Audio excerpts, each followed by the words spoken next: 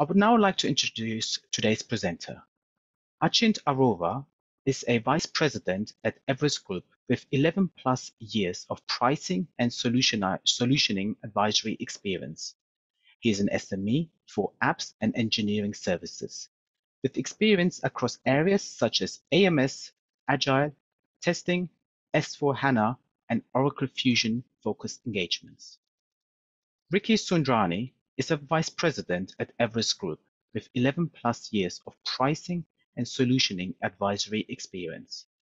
He is an SME for cloud, infrastructure, and cybersecurity services with experience across areas such as infrastructure operations, cloud migration, modernization, and management. Pratik Gupta is a practice director at Everest Group with 10 plus years of pricing and solutioning advisory experience. He's an SME for cloud and data migration, modernization, and systems integration projects. And with that, I would like to turn things over to Achint. Thank you. Welcome all. Welcome to the webinar today. So setting some context onto why we are doing this webinar. For a long term, we have been discussing about pricing, the inflationary environment, and how things have been changing for the enterprises and the service providers alike, right? There have been a lot of attrition that has happened. There has been a lot of wage inflation that has happened, and that has sent the pricing shooting upwards. But we also thought, and we also know that a lot of enterprises are now focusing on the solution part of things, right? And because they want to still control the overall budget that they're spending on IT services on BPO, but mostly it's focused on IT services that they are looking at.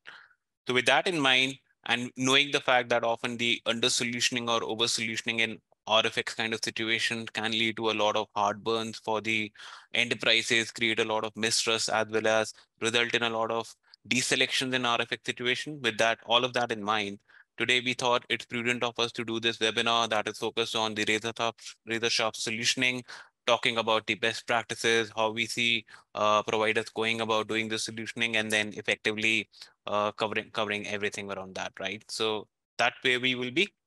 If we talk about the overall equation on the TCV side, and that is where we talk about the price and the quantity, right? So basically, if we talk about the price and the quantity, we know that today we have been facing a lot of increase in the underlying billing rate, which has been fairly out of control for the service providers. There has been unprecedented inflation. Wage inflation has even surpassed the macroeconomic inflation. A lot of attrition across service providers that is coming out based on the reports that the providers are publishing.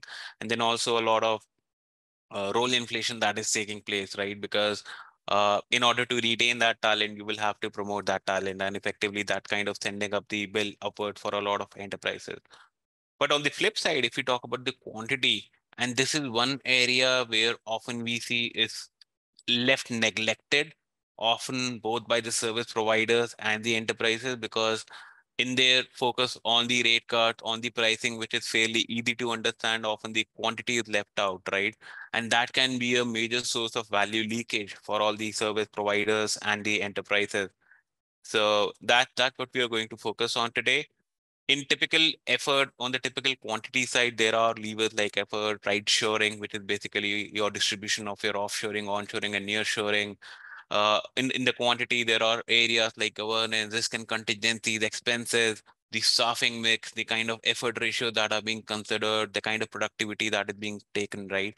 So all of that becomes really important when we do a typical solution. And that's what we are going to kind of focus on in today's webinar. Let's go to the history of rate cards, as in what has happened in the past 6 to 12 months. And if you see here across these different geographies, we have seen that there has been a major spike in the rate when it comes to the application services, for example, where this kind of slide kind of talks about. We talk about that the pricing has really increased by almost like 3 to 12% for the development focus roles in implementation side. And even the fact that even advisory and functional has seen some spike, not to the extent that has been seen for the implementation role, but still there has been like a secular increase in the rate cards across different geographies. Some geographies may show a different phenomenon, different behavior as compared to others, but more or less the trends have been secular across these different roles. So with that in mind, Ricky, do you think with the environment where the rates have been rising, can we have like different transition to different pricing models help in this situation? Of course, I think thanks, Sachin. I think no conversation related to pricing or solutioning is sort of is complete without diverging into the topic of what's the right pricing model, right? And as we kind of talk about today, what we have, if we move to the next slide, you'll realize that I think the our script is very standard. I think we've been talking about it on a lot of other forums as well, that of moving to more output and outcome based pricing mechanisms can of course boost the providers margins, right? And compared to the traditional input based models or labor based rate cards that we have traditionally seen, moving to more output and outcome based models can definitely give the provider an opportunity to make significantly higher margins, right? Of course, it also means that they are taking more risk on their books, but it also gives an opportunity to improve higher margins. In fact, even for some of the more so while this was pretty common in the erstwhile days, even for traditional, let's say, IT infrastructure, managed services, run services kind of deals, we've even started to see output-based models emerging in newer areas such as transformation work or cybersecurity services, right? An example of output-based models in transformation work could be, for example, in cloud transformation deals, we're seeing enterprises ask for per application or per server-based pricing mechanisms, right? When they're moving to cloud or migrating to the cloud, which is not heard of before. It was earlier all transformation work used to be done on a time and material basis or sometimes on a fixed fee basis. So, but that's not to say that it's easy to adopt. Of course, there are challenges and there are hurdles to cross before we actually get to the stage where output-based pricing models or fixed fee pricing models become the norm across the industry.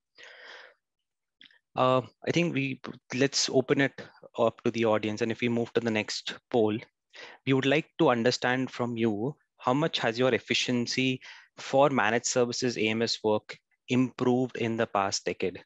So would you say it has increased by 5 to 10%? Would you say it has gone up to 21 to 35%? Or would you say it has gone up by 60 to 70% as well in some cases?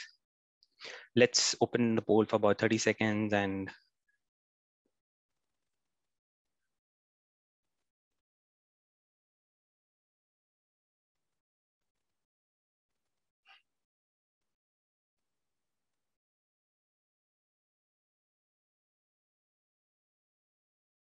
all right. Closing the poll. Okay. Wow. Okay. Very interesting. So we are seeing mixed results, but the majority of the inputs that we have actually suggests that the efficiency gains over the past decade have actually been less than 60%.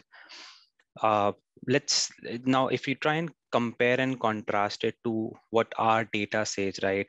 Let's look at what Everest Group data says and what do we have from our own research on the next page. Now, if we look back at our own data, our data in fact suggests that the efficiency has improved by about 25 to 30% from 2011 to 2016.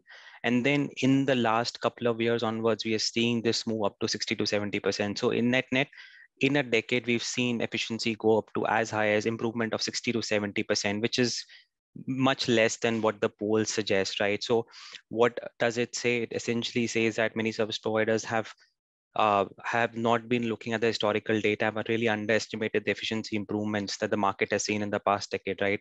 Maybe it's time for the providers to kind of really deep dive and if they're following any old and non-relevant practices, then solutioning for their deals and have not been incorporated, right? So what they've been have not been incorporated in terms of what they've been seeing, what they've been saying all these years for their estimation techniques. If we look at what the market says about this, as I said, it's nearly 60 to 70% reduction, improvement in efficiency over the past decade. If we move on to the next page, if we look at how that has resulted in a price correction, right? Uh, Obviously, we talk about the price, we talk about the P part of the equation where the rate cards have gone up. We talk about the Q part of the equation where efficiency has improved. So the net result of this, that the overall resource unit based pricing or the overall fee profile should have declined. And that's what we are seeing in the market as well. If you see the overall fee profile, and this is an example from traditional IT infra services, if you see the fee profile has actually declined from 100 to going to about 83 to 86 just in the last couple of years. And most of it has really got to do with moving more of the workloads to cloud, implementing more and more automation, and of course, higher offshoring, right? Of course, what has also happened is in the past 2 years, more and more clients have got used to or accustomed to higher offshoring. So this is another lever that we see providers really pulling to actually lower that fee profile while the FT rates keep on increasing. Right. Moving on. Now we're going to talk about some of the key parameters to keep in mind, which become critical as you start to think about solutioning or razor sharp solutioning as we are talking about today. Prateek? Yeah, sure. Sure, Ricky. So first of all, in any environment which is conducive to a good solution has some characteristics around it. There should be some level of trust that should exist between both enterprises as well as service provider in order to build a good solution. So on this slide, we have kind of highlighted the characteristics of an environment which is conducive to a good solution. So let me cover some of the important pointers. First and foremost, there should be a well-defined scope articulation. And it is extremely critical because in case the scope is unclear, that often leads to frequent change management. So in order to minimize instances of change management, it's very important to have a well-defined scope beforehand. Secondly, from a supplier perspective, having relevant experience of handling similar engagements can also be beneficial in the sense that they can aptly quantify risk and accordingly adjust them in the solutioning. So very important to have some bit of previous experience so as to aptly quantify the risk, adjust the contingencies, and apply those within the solutioning and pricing. Similarly, even the enterprises should be comfortable with providers realizing better margins in case the delivery risk goes higher. Net to summarize, in any outsourcing engagement, if the environment is conducive to a good solution and the trust exists between the parties, both of them are expected to reap the benefit. Let's see some of the key parameters that impact the solution estimation. So as mentioned by Achint earlier, pricing is just one part of the TCV equation. Now, any deal pricing gets impacted by the solution one goes ahead with. Now, there are many areas which we have seen service providers, they don't cater to and hence often end up underestimating or over solutioning. Now, some of these parameters have been articulated in detail over the next few slides. But I would like to highlight a few examples over here. If we go back to the previous slide, so in a few opportunities, we often see that the providers going overboard in terms of risk and contingency, right? So they would bake in more than required contingencies within the pricing. Then we also see a few other providers, they bake in very fat governance layer within their overall team sizing. Lastly, client maturity. This is a parameter which is often ignored, but should be considered during the RFX round. Reason being, this is one of the parameters which has an impact on some of the other aspects, such as efficiencies that one can derive from tools and accelerators, optimum delivery mix that can be used, and FT sizing, obviously. So these parameters kind of influenced by the as-is client maturity. But unfortunately, this is something that is also ignored by the solution architects. So the point we are trying to make over here is that the deal solution architects should have a view on all such parameters, which may lead to either under or over solutioning. Now, let's drill down further on some of these parameters in the next section. Okay. So as a solution builder, as a solution architect, we should understand that there are various ways of doing the solution sizing, doing the effort estimation. It is important to leverage or at least see the problem, see the RFP ask from all the lenses, because this is what acts as a differentiator. Just to give an example, within application maintenance and support opportunities, the solution architects often seem to be more comfortable with the ticket-based FTE sizing compared to any other approach that's there. And because of this, we often see bidders ending up with a very similar solution in pricing. And the reason is AMS is a very commoditized space. And within that, ticket-based FTE sizing is very traditional and most commonly used methodology, right? Having said that, those providers which have an armory of all possible estimation techniques out there, which are armed with all the solution, which have the solution guidelines across all the possible techniques, these are the providers who would mostly showcase some of the advanced and alternative solution. They would contextualize the solution as per ask, and hence they mostly hold an edge over competition. So the question we should ask from ourselves is that whether we have enough coverage, we as service providers have enough capability to explore various relevant estimation techniques. Just to give an example, within AMS, we see 5 different types of estimation techniques, right? From very rudimentary FT-based sizing to more advanced application-based solution. Let me briefly cover application-based solutioning because this is the model which is gaining immense popularity.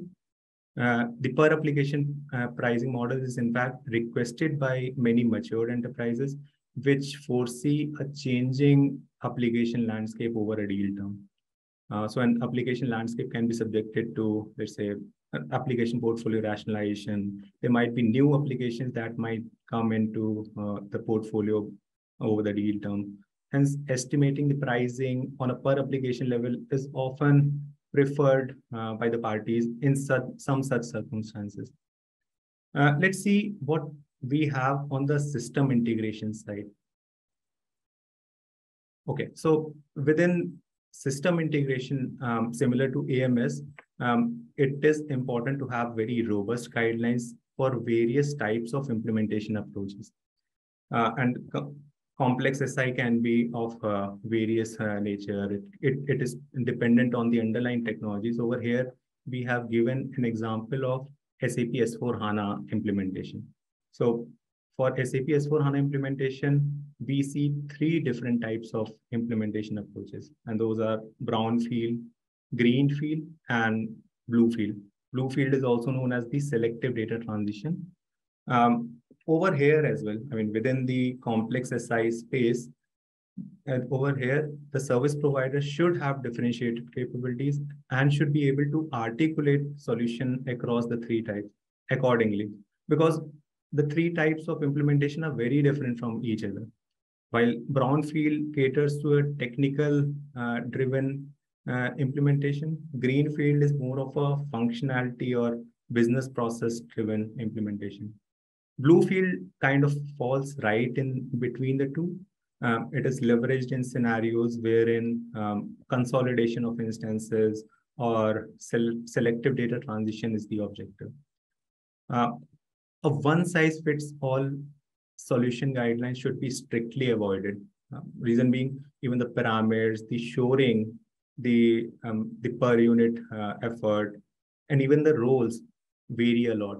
So there would be a few roles such as OCM consultant, business process reengineering consultant, strategy consultant, which would not be applicable in 1 or 2 types of implementation. Okay, so on that note, let's hear Achint's view on this. So Achint, as per your understanding, which are some of the parameters you think are important for solutioning greenfield SAP implementation opportunities? Sure, Pradeep, good question. So if we talk about any greenfield S/4HANA implementation, right, you need to understand that what are we really implementing in the first place. So any kind of an S/4HANA would first of all talk about the different modules that you're implementing. Within that, you need to understand and go to the granularities of which all process you are ultimately going to configure and what's the complexity of the processes you are going to configure, because that can really impact the effort around the configuration. The second part comes as the customization. So the industry may be very familiar with the term called RISE-FW, which basically stands for reports, interfaces, forms, convergence, enhancement, etc. Now, they can be a significant driver. And you may be wondering that we are moving to a cloud first world, then why are we even talking about things like RISE-FW? But the known fact is that many of these enterprises are migrating from something like SAP ECC EHP2 to the latest version of SAP S/4HANA 1809 and afterward. So that whole transformation, they are also trying to bring into their customization from their previous instances to the new instances. So the RISE-FWs can be a major transformation, major significant driver, almost contributing to even 50 or 60% of the overall effort at some point in time. The third one can be your testing effort. Basically, as we understand, some of the enterprises do their own performance and load testing. In some cases, they may ask the supplier to do it. So you need to understand how many scripts you may be running, how many release plans you may be running, how many mock cutovers are happening. So all of that can impact your overall conversion status, overall testing status. You also need to understand how much of data migration is going to happen, right? Because conversion is one thing, but you need to understand if there is any extraction involved during the whole process, and then how many instances need to be transformed and loaded. Net, if you talk about any S/4HANA conversion and any S/4HANA implementation, greenfield, right? There are a lot of steps that are involved. And if providers are missing on any of the guidelines, any of the benchmarks, then they run a significant possibility of under solutioning and in effect impacting the delivery in the future. The second aspect is if they are over solutioning and baking in too many value add, baking in too many stuff, then they run the risk of actually overpricing, over solutioning, and then effectively maybe even in a sole source situation lose out the deal. Right. So those are the very possibility of what can happen in the greenfield implementation, and then what are those parameters that one should be taking care of. Okay, that's quite insightful. Thanks, Sachin. Now let's have similar views from Ricky. So Ricky, we have covered the parameters and approaches that are relevant in the application services space. Can you help us understand the metrics which are observed for razor sharp solutioning within cloud and infrastructure space? Sure, thanks, Prateek. So let me take an example of workplace transformation. And recently, we were evaluating a deal or a proposal for a large consumer goods company for their workplace transformation deal. And there were two bidders in the final stages who was submitting their proposals. So what we realized is that the difference in the overall fee profile between bidder one and bidder two was really nearly in the range of 30-35%. And when we kind of tried to understand what's really driving this difference, it was a basic understanding of the basic assumptions related to how they have solution. And let's take an example. For example, the one vendor had sort of assumed that the customer would want a big bang transformation, and hence their overall timelines were very aggressive, whereas the other vendor had taken a different approach, and they realized that the customer may not be comfortable with a big bang transformation. And that's why they had proposed a phase-wise approach to this. Secondly, the other aspect was around what is the assumption around the complexity of the environment, right? What's the user spread across a number of geos? The other assumption was related to what's the dependency on the client, right, with respect to, say, network connectivity or procurement of the licenses, such as Intune or Autopilot, right? So where does that sit in?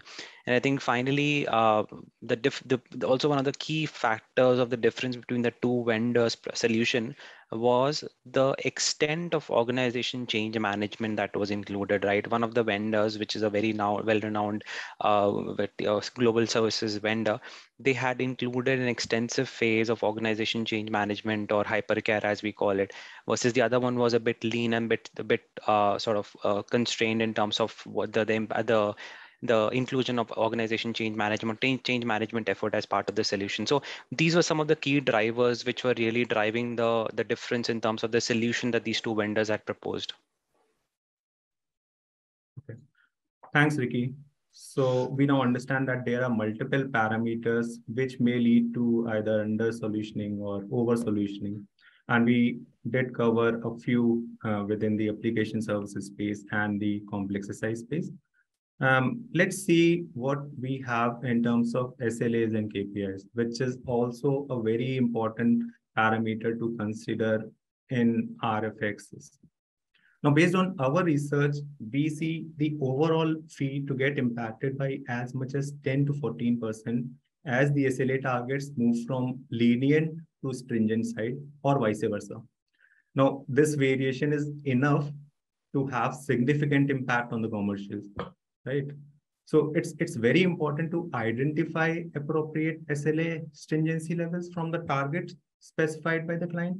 So it could be on the basis of the RFP that within RFP, many a times the providers to mention the service levels target that they want to achieve from the services. But then as a provider, you should appropriately quantify the SLA target and adjust the pricing accordingly. So many times we see enterprises stating very stringent SLAs during the RFP round, right? Even in such circumstances, we often see the SLAs are being recalibrated for relevance over time. So what we suggest to the providers is that they should avoid baking in very high premium within pricing, as that might lead to them becoming uncompetitive. Although best practice during the steady state should be to have a recurring review of SLAs, wherein the parties can decide on the inclusions, exclusions, relevancy of SLAs, and accordingly adjustment of stringencies can be done. If we go to the next section. Yeah. So on this, we have talked about various tools and accelerators that we see in application outsourcing deals.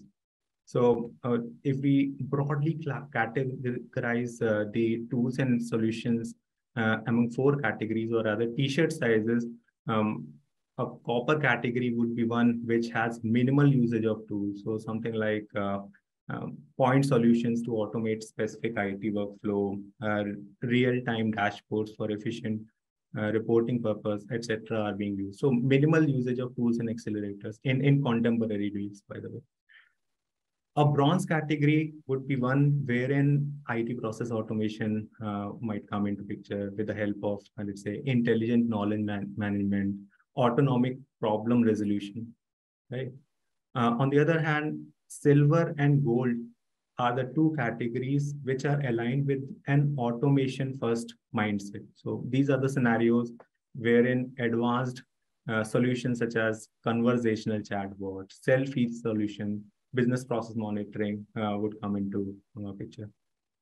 Now, in today's era, the solutions, the tools and accelerators that are falling under copper category are equivalent to what was falling under the gold category back in 2016, 2017 timeframe. The point that we are trying to make is the expectation from client in terms of automation, especially in some of the commoditized areas such as application maintenance, has changed drastically. And so has been with respect to the tools and accelerators usage. For service providers, it is very important to tie the automation story with the kind of FT productivity that can be achieved via those tools and accelerators over the deal term. So in contemporary deals, higher the number of tools means similar expectation is on ROI. So more ROI is expected in case the provider is proposing, let's say, a silver or a gold kind of solution. Okay, let's hear Achin's view on automation. Achin, what are your observations with respect to automation in outsourcing deals today? And where do you see adoption of automation in managed services deals going to be in future? Thanks, Prateek. So that's a good question, right? Again, as you rightly mentioned, that what is gold as in copper today was the gold in 2016-17, and that has been also a fair direction for the enterprises, that the expectations have changed on the same line. As far as the adoption is concerned, in many of the outsourcing deals, we don't often see that the story around the automation ties into the benefit being promised, right? So there are certain deals where we see that a gold-plated solutions are promised to the enterprise client, but the productivity benefits are fairly copper-oriented, right? The fairly low ones. On the flip side, there are situations where the solution may be at best kind of mapped to the bronze or the silver, but the productivity benefits are too high than what being committed. So how it kind of is interpreted at the enterprise side is on the first, on the first part, right, it kind of sounds lethargy from the service provider that even though they are promising too much in terms of the point in time solution, they are not passing on those productivity, passing on those benefits to the enterprises. That's the first thing. On the flip side, when they see that the solution at best is the bronze or a silver plated equivalent solution, but the productivities are too high, then there are two questions that are raised. If it's an incumbent, they raise that, okay, for years you were not delivering me anything and now you're over promising. I don't really believe you. I don't trust you anymore, right? That one situation. The other situation is, oh, the service providers are not being scientific about my client landscape, right? So things can go either way. The whole idea here is that in case you're planning for something, other service provider providing productivity, about the relevant ROIs, cost savings around that, you need to be really scientific about your approach. And it should not be either ways, either too under solution or over committed. On the flip side, now we are also seeing that a lot of enterprises are asking about, hey, where do we go from here, right? Because now it's fine. The gold-plated solutions are there. They are being solution for in the current deal. Some of the enterprises are coming out into their renewals already, right? 2019 to 2022. So they are already doing their renewals. They were already in the bronze or silver situation back in 2019. So they are asking for the future. And where we do believe as an organization is that we will see the explosion of the combination of process mining and analytics as the next level of solution that will be regularly kind of positioned into outsourcing deal. Second, we will see that a lot of cloudification that is happening in the environment right now, that should be revising your entire solution guidelines, because when you do a lot of cloudification, these cloud vendors are coming out with their own set of self-service, self-heal solution that can really reduce the amount of tickets and the effort to do that. Second part is that a lot of technical monitoring, queue management kind of stuff, which was ideally done in an on-premise environment by the enterprises or the service providers, the professional services providers, is being now being done by the cloud provider. So with all of that in mind, there's a it's imperative that the entire tool set kind of gets reevaluated. It is also imperative at the same point in time that your entire solution guideline, your effort estimates also undergo those revisions. So if you're following something that was relevant in 2016 or 17 or even 18, and you're still using the same level of benchmark, same level of guideline, I'm sorry to say there is a very high possibility that you will start losing deals very soon. Yeah. So that's about how we see things changing. Okay, so next if we go, so here we have something we call as a complementary benchmark, right? And basically we are offering to senior executive leaders from the different service providers. If you want to understand that, what are those complementary benchmarks? If you want to kind of have a discussion with us that what are those benchmarks and across one of these areas, right? 3 metrics in any one of these areas, then please do kind of take this poll, take this survey. And if you want this benchmark, we'll be kind of happy to kind of reach out to those senior executives from the different service providers.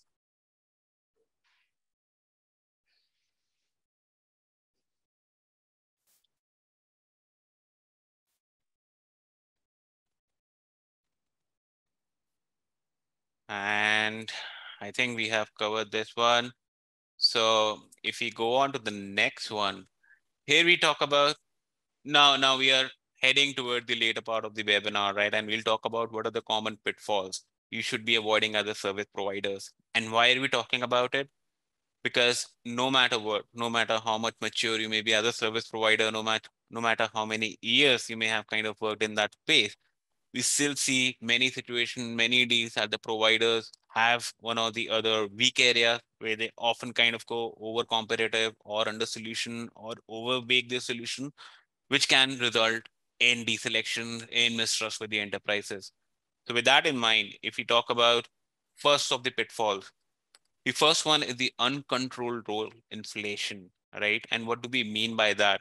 Is basically, let's say, for example, if we go on to the overall pyramid structure that we have, right? So a very small pyramid changes, even if it's there, can result in a major inflation in the fees, right? And if we talk about the next page representation where we have those pyramid examples, we will talk about, scenario A, fairly heavier offshore team with the L1 representation to be highest. And then a scenario 2, Again, optically, it may look right, because you still have a major proportion of your percentage to be at the L1 and the L2 level. But if you don't have a right size team, then effectively what may happen is that your budget, your fees may increase by almost like 5 to 6% at a blended level. This coupled with the fact that we previously in one of the previous slides, we talk about the rate increases, has actually sent up the enterprise budget shooting by almost like 15 to 20%, right? So that's just on the pricing side. Add to the overall solutions, effort estimates, everything, value adds, too much of it, and that can typically send up your budget by almost like 30 to 50%, right? So that's a big one. So the first pitfall is all about your pyramid and how you plan for it. But also we will be cautious about the fact that which kind of services you are looking at. And typically we classify our services as services for growth and services for efficiency.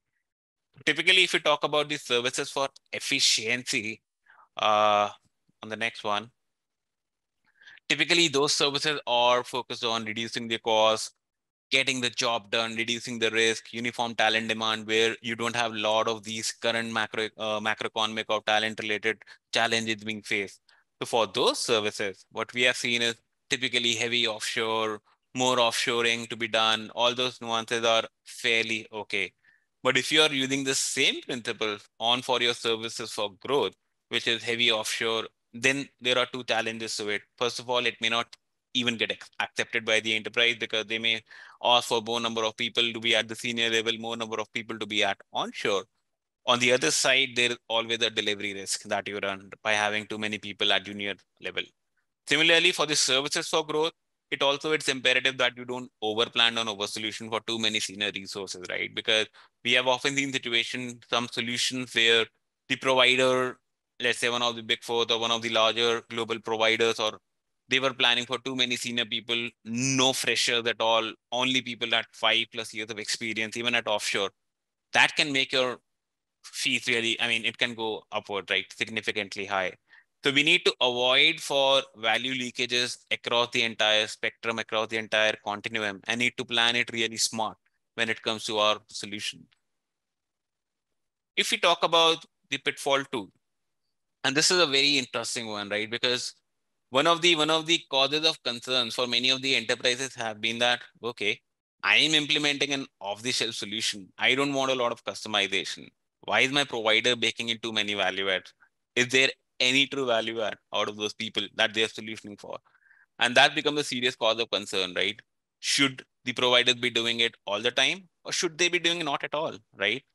So typically, if we talk about the value adds that we see in a typical deal, and it may have all of them put together, it may have just one of them in the deal, or maybe a combination of these. So typically you will have in a complex system integration deal or a system integration kind of a deal that would have like, let's say an SAP S/4HANA implementation or an Oracle implementation, or let's say a data analytics and modernization use case. In those kind of situations, we see that providers may think about putting on a strategy consulting layer, typically coming out from their strategy business unit. They may have technology consulting resources who are basically your CIO advisory resources who are participating in your not only your vendor assessment or your tool assessment, but who are part of the overall continuum and helping you out with the bridging the gap between your implementation and your advisory teams, right? So those also become part of your overall continuum. We have often seen OCM to be loaded, right? But OCM can go different levels. OCM can be all about just coordination and just about reviews that can be fairly lean, but OCM can be all about change communication, readiness, creating those all plans, and that can go significantly up. But often we have seen that the service providers miss the picture on where they are in that continuum. They may over solutioning thinking they may have to do some extra stuff while they don't do it. And they kind of have too much of OCM baked into their solution, which they eventually don't end up doing. On the flip side, there are situations when they were thinking, okay, I just put out an assumption that I'll just do reviews, nothing else. But in reality, when the actual delivery was happening, then you have like too much of OCM happening. So we need to be kind of wary of both these situations happening. It can be also about your transforming workforce, right? Especially around employee experience becoming the most important aspect around any new implementation that are taking place. Then also it entails involving a lot of people who are your human experts, who are SCM expert, anthropology expert, who can come to the overall bid and advise on what are those different touch points, what are the different personas or journey maps, and how best a solution can be created that effectively improve the user experience for my end users or the business users in this case, right? Then if we talk about design agencies becoming fairly common, as many of these service providers acquired a lot of agencies in the market, they are bringing all those design agencies as part of their solution, right? As part of their overall competitive value. But at the same point in time, these agencies do not come cheap. They are fairly expensive. So with that in mind, do we need them all the time? Of course not, right? But when do we need it? We need to be really sure of it as a service provider. And lastly, if we talk about the product alliances, often some providers may use it in situation where they have a gap, where they don't have the capabilities and they want someone who is from, let's say, an SAP or Oracle to come with them in a deal. Or at the same point in time, it may be just a value prop that I'll get someone from SAP, forget any other provider, right? Let me get someone from SAP who will be a chain management champion in the same deal. So these are the different value add, even though they can be really beneficial. Let's be honest about it, right? They can be really beneficial. They can really change the way your experience as an enterprise may be. But at the same point in time, if there is just too many of them than required, then it can just send the solution to be overboard. It can just send the fees to be overboard. And effectively, the whole budgets that the enterprise may have planned for, they just are not able to do all of that within the, right? So that becomes a very important criteria to be looked at. The third one are the boilerplate solutions. So we talked about one aspect, which was too many value add, but the other aspect is just a boilerplate solution. You don't do any differentiation. You don't talk about anything that's unique to you as a provider. And that is where you start losing deals, right? In many of the engagement, benchmarking, and advisory engagement where we were part of, right? One of the top reasons of deselection was if I just change the logo of the service provider with some other name, it will just look the same solution altogether. Right? That was the top reason, and they were eliminated. In fact, in some of these places, the enterprise CIOs or CXO stakeholders clearly articulated that talking to this provider and involving them in the RFX process or in the sole source situation was a waste of our time. We wasted our months talking to them. That was the kind of feedback when there was no differentiation. So let's look at what those lack of differentiation parameters may look like. First, you don't estimate the client maturity correctly. You think that they're like too lean, they're like too immature, and you start kind of baking into your own solution, effectively sending up everything in terms of your overall effort. You don't have any sort of industry or geographic differentiation happening, right? You don't just really plan for it. That am I really focusing Europe in Europe? Am I within Europe if it's a Southern European client, right? Will the nuances, will the behavior will be a lot different than if I am talking to someone in Nordics, right? And within Nordic, will my Finnish firm behave in the same way as a Swedish firm would? So a lot of those nuances, a lot of those geographic differentiations are absolutely missing in some of the deals, right? And that can be a really underwhelming experience for the enterprise. The third one are your inadequate tools and accelerators. And in that, we often see, right? I mean, that providers always talk about tools that they have X, Y of tools, Y kind of frameworks, accelerators. But are they really passing on those benefits at all, right? Often there are situations when we have actually called that out during our benchmarking engagement that you are not passing on anything, even though you're talking of the moon, right? So those are some situations. So, and next can be force-fitting solution, lack of flexibility in commercial model. No matter what I do, I'll just do T&M. No matter what I'll do, I'll just do fixed fee at best, right? I'll be opaque about my pricing. So as a service provider, while it may look fine to you, but at the same point in time, it can be really a very underwhelming experience for the enterprise. They can call it out. They can deselect you out of their RFX or sole source situation. We have seen where the provider was an incumbent and they were like thrown out. And they were like a sole source, right? There was no other provider. The enterprise had no one to go to. They won't even think about. But then that was a rude shock for them when the service provider came out and they kind of gave a very vanilla solution and they were like thrown out. So there are situations like that which may happen even though you may feel very comfortable by being sole source into that account. So Ricky, question to you. We have often seen this situation, these kind of instances happening on the application services deals, right? But do you also see that to be plaguing on the infrastructure services side? Very much, Achint. I think this is prevalent across the industry. I think we've also seen clients where they've kind of openly spoken about the vendor solution lacking innovation, or saying that the solution is not forward looking. In fact, in some cases they've even gone to the extent of saying that the vendor just doesn't understand our environment or the way we work. So I think some of the reasons we've seen is that solution is not contextualized enough to the specific client that you're trying to work with, right? And for example, in one of the recent deals, we realized that a vendor was proposing a big cloud transformation journey for a client, and the solution proposed was very boilerplate, as you call it, Achint, very standardized, did not take into account the sensitivities around the client's working environment in terms of when can they even expect, or can they even absorb as much amount of downtime that the vendor had really proposed when they were doing these migrations to the cloud. There was no consideration for the fact that there was an extended amount of time for vacation in Europe that people take generally this time of the year. So there were no such considerations put into the solution. So that's why, I mean, it was sort of a straight reject from the client when they kind of looked at the solution. So I think, yeah, you're very much right. I mean, getting into the details, getting into the grooves of what is the client really looking at, what are some of the explicit as well as the implicit requirements that the client has, is kind of key to getting your solution correct in the first place. So moving on to, let's say, the pitfall number 4 that we're going to discuss today, which is really around baking in too much contingency, which leads to unnecessary fee inflation. And this is again a very pertinent problem that we've seen, where often we see that, okay, one vendor versus the another, same requirement, the same RFP went out to both the vendors. One vendor was 35% more expensive, the other was at, let's say, 0. So the problem was that wherever the vendor number 2 did not have enough data, they took the most conservative possible assumption around it, and they put in some contingency related to that. Whereas the vendor 1, they kind of baked in a very conservative, they put in a very aggressive assumption that, okay, we assume that this is not in scope, or we assume that the client will be bringing in the licenses and whatsoever, right? And they called it out explicitly as part of the assumptions. But what that did is, basically, for vendor number 2, they got priced out in the first instance itself, because they were too conservative in terms of how they approached the solution. They baked in too much contingency and things like that.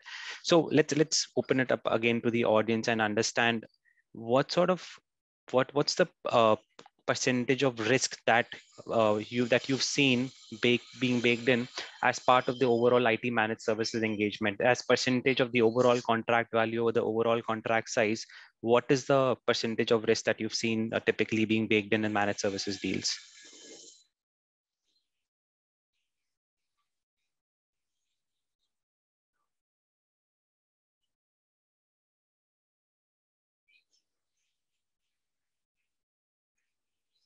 All right, closing the poll in 3, 2, 1. All right, okay. So I think the overwhelming response seems to suggest that the risk and contingency is between 3 to 5% and goes up to 8% in certain cases. I think which is pretty fair in terms of what we have also seen in the market. And let's extrapolate it, or let's compare it with what we have seen in the market. So if we look at what our data suggests on the next slide, if you look at what our data suggests on the next page, you'll notice that our assessment also suggests something similar, that the contingency is usually between 3 to 4.5% for something which is much more standard, more commoditized, where the geographies are pretty standard, say India, US, UK, where there is higher onshoring. What that really says is, because you have a higher governance layer, more people-based onshore, closer to the client, the risk of not understanding the client or cost overruns is limited. That's why you probably want to bake in limited contingency over there.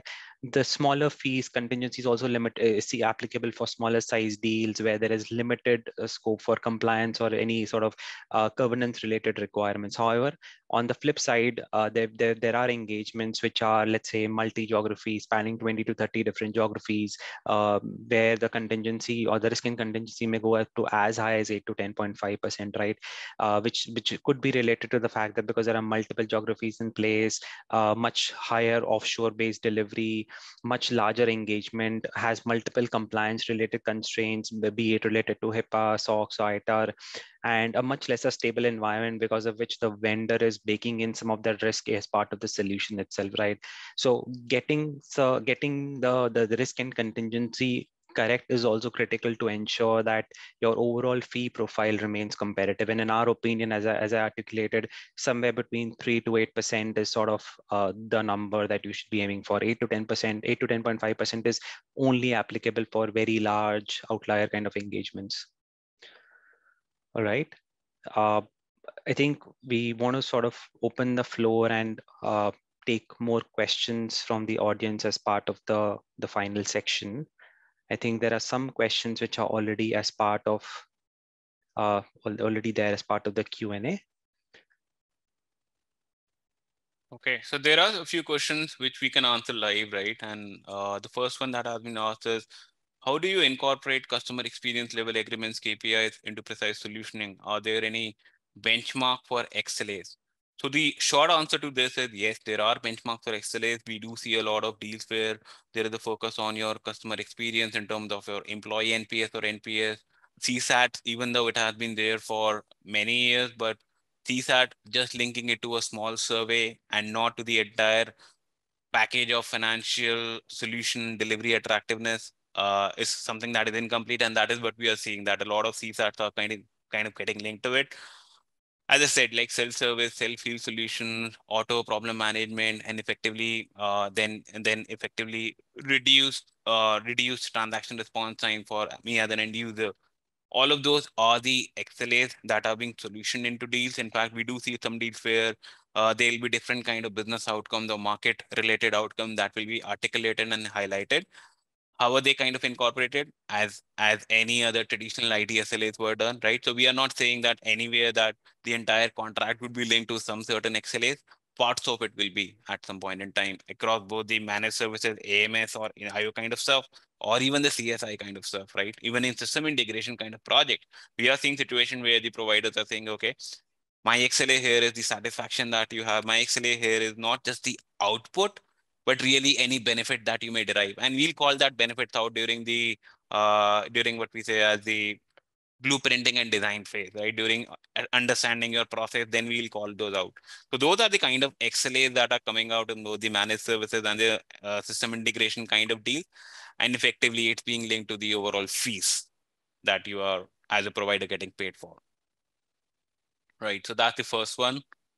Uh, the second one, is there a benchmark that you can share of how to know what are the small, medium, complex application in terms of assumptions, scoping, support, etc.?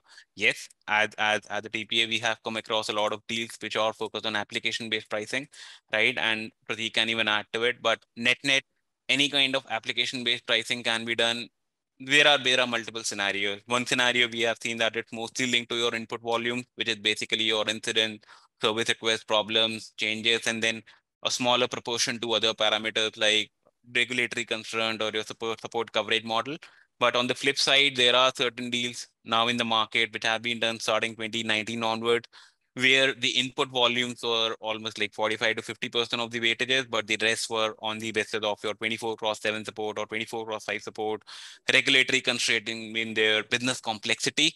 So all those different parameters help you decide whether I classify my application as a small, medium, and large.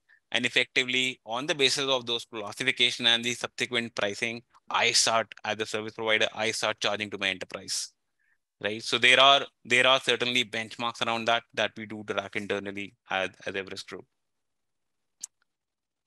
The third question that has come is how to measure the efficiency of the provider's offer, for example, number of FTs versus capability. The short answer to it is benchmark, right? Typically, we will see that a set of providers may have very similar solution guidelines, very similar kind of capabilities that they talk about. So in order to gauge if the provider for you as an enterprise is giving you the right set of productivity, right set of capability, right set of effort ratios, all of that, right sizing for the number of FTs. They are not over solutioning for the number of FTs on day one. All of that you need to, as an enterprise, benchmark. So those are the three questions that I could answer. Anything else that we look here? I think just there go on were through the a list. lot of questions related to cola, and I think probably one, if I were to answer at a very broad level, I think one thing which has changed compared to the industry trend, let's say a year back, is now more and more deals are having cola being called out explicitly. Now is not the time where vendors are actually baking in cola or taking the risk of cola on their books. Compare and contrast to 2 years ago, because the cola was inflation was much more predictable, let's say in the range of 1 to 2%, vendors were very comfortable of baking in the risk of cola on their books. But now that's no longer the case. Now they're actually baking in a separate cola clause, keeping it transparent, either link it to some sort of a Hewitt index or a Mercer compensation index or a CPI, but keep it transparent so that it's open to both the client and the enterprise, and whatever increases happen are transparent to both the parties. So that's a major change that we're seeing in the market, which providers are playing out in recent deals. Yeah, great. We can take one or two more questions. One of the questions we have received is, how do we remove the comfort bias of the customer with the existing vendor? So in this situation, what we have seen is the thing that can really make a difference in this case is not entirely your delivery, but more to do with your program governance and your thought leadership that you bring onto the table, right? We have seen those situations where the providers often start small. They are just entering into that account, and within a very small time frame of 2 to 3 years, they significantly ramp up. And in most of the situation, the consistent feedback from the buyers, from the enterprises has been that because they could bring in so much of innovation, so much of program governance, so much of thought leadership, and they could actually force us to get out of our cocoons, out of our whole siloed thought process, that this is the provider I want to work with, right? So again, to reiterate, program governance, thought leadership, the level of innovation that you bring onto those accounts, that is how you remove the comfort bias of the customer with the existing vendors. Okay. Right. Sorry. There's just one last question that I would like to answer, and that's on the contingencies that we typically see in fixed fee transformation work. So of course, we did have a view on the risk and contingency percentages within managed services. In fixed fee transformation, the percentages are very high. It would be in the double digits, obviously. It is also dependent on the underlying project. So for example, something like a cloud transformation project would often have higher contingencies on a higher side if it is tilted towards modernization. If it is if the cloud migration modernization is tilted more towards the rehosting or something of those sort, something of more commoditized, the risk and contingencies would be on the lower side. Okay. So I think we have taken the question for today, and rest of the responses will reach out offline. But yes, that's it.